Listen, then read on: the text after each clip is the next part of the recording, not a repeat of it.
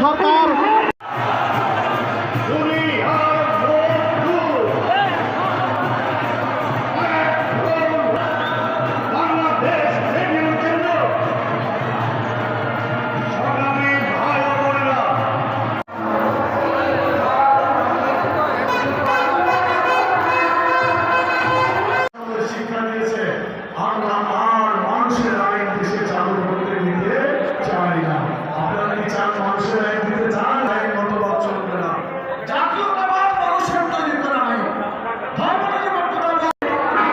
সংগ্রামী সাথী বন্ধুগণ, এই হলো বাংলাদেশের অবস্থা, শ্রমিকের অবস্থা।